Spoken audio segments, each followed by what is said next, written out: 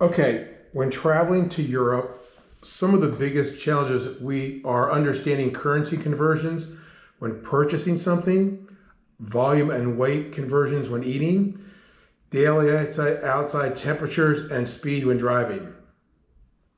This video is how to use your Apple calculator in Europe as a currency exchange converter, pound to kilogram converter, pint to liter converter, temperature converter from Celsius, and miles per hour to kilometers per hour when driving.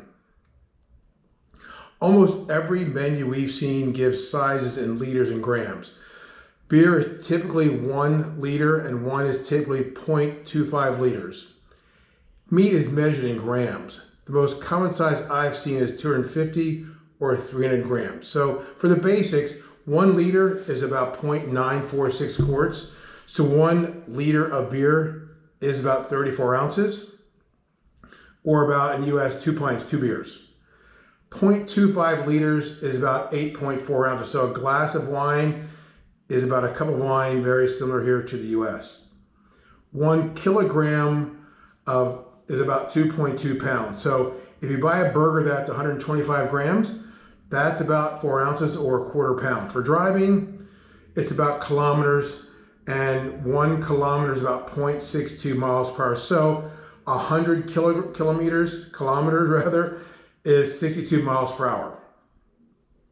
The common temperatures I use are 21 degrees Celsius for 70 degrees Fahrenheit, 26 degrees Celsius for 80 degrees Fahrenheit, and 15 degrees Celsius for 60 degrees Fahrenheit. So 26 is hot, 15 is cold, and 21 is just right.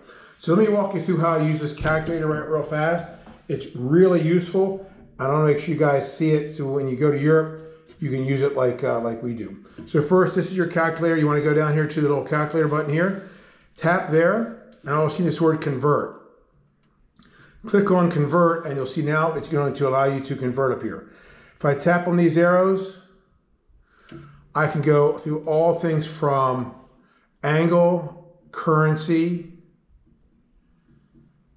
speed, temperature, volume, and weight. So let's go real fast to currency.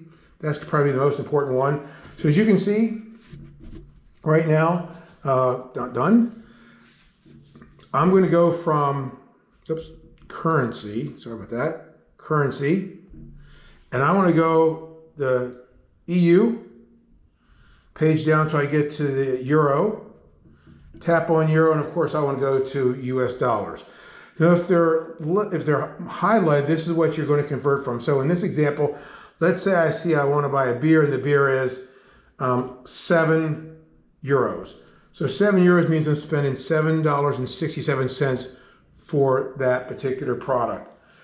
A lot of times you'll see for dinners a 20 euro cost, so it's about $22. So it's not really a one-to-one conversion. Of course, as you up in price, it's going to be important to know what you're buying.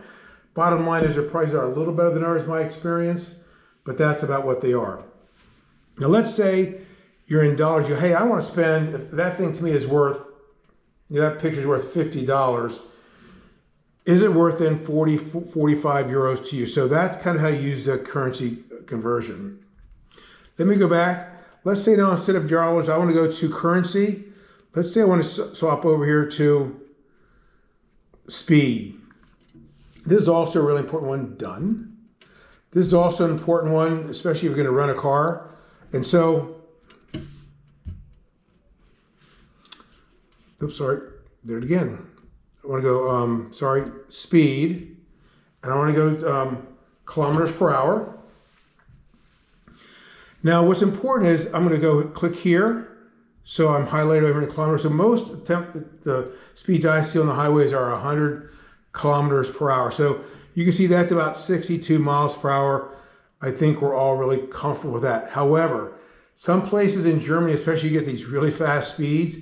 So the number I always use is 125 kilometers because that's 77 miles an hour. And I'm comfortable driving at 75. I live in Texas, but I would not want to go 250 kilometers per hour as an example.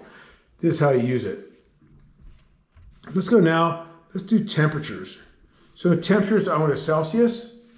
So now let's say a lot of times you'll see numbers like it's 21 degrees outside Celsius. That's about 70 degrees Fahrenheit. That's a very comfortable number. If you get to 26, 27, and if you go in the summer, you may see that.